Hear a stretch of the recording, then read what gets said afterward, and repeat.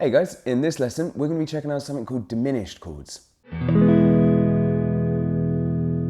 Okay, so diminished chords. This is the kind of chord where the first time you play this, you will swear blind you just played it wrong because it is ugly sounding. There's two kinds of diminished chords we're going to look at here.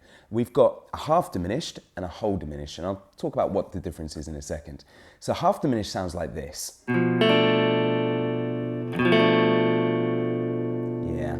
Whole diminished sounds like this. And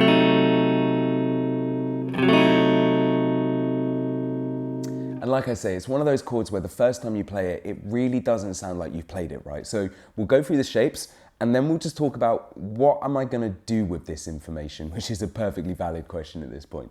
So to start with, we're going to do an A shape half diminished. Could you put your first finger on any fret? For me, I'm going to put the second fret, but these are completely movable. So first finger, second fret, the A string.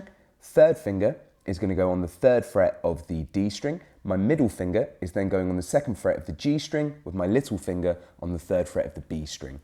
Now the objective of this one is just play the strings that you're touching here. Ugly, ugly sound. Now, if you want to do a whole diminished on the A shape, it's very, very similar.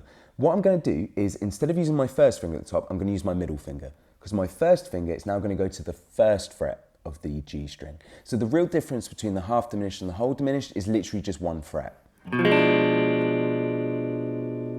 Sounds like that. Not a huge difference, but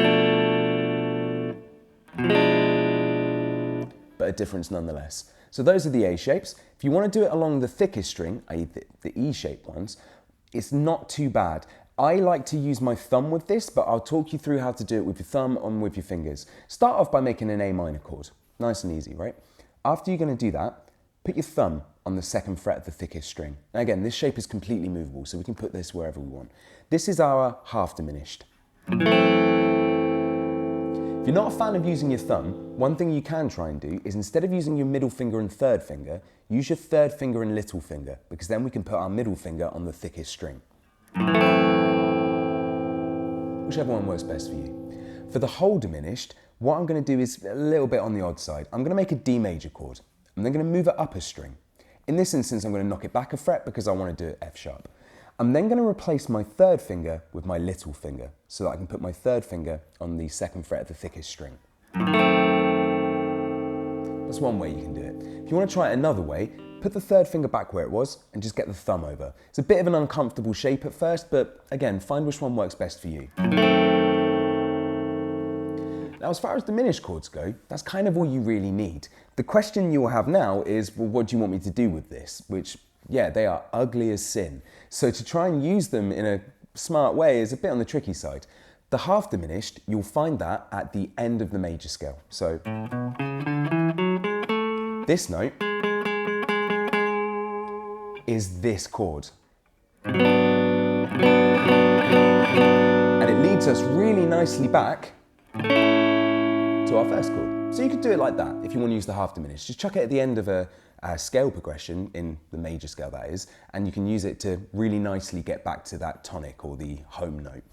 The whole diminished is one of those weird ones where you can kind of put it anywhere. Like, just chuck it in between chords. For example, if I had, you know, like an A major and an E major, I could put an E flat whole diminished in there as a way to move between the two. So I could have something like that. And it's just a way that you can really nicely move around and start mucking around with key changes and stuff. It's a really odd chord, but try and get these ones down because they can really add some interesting textures to what you're playing. Cheers, guys.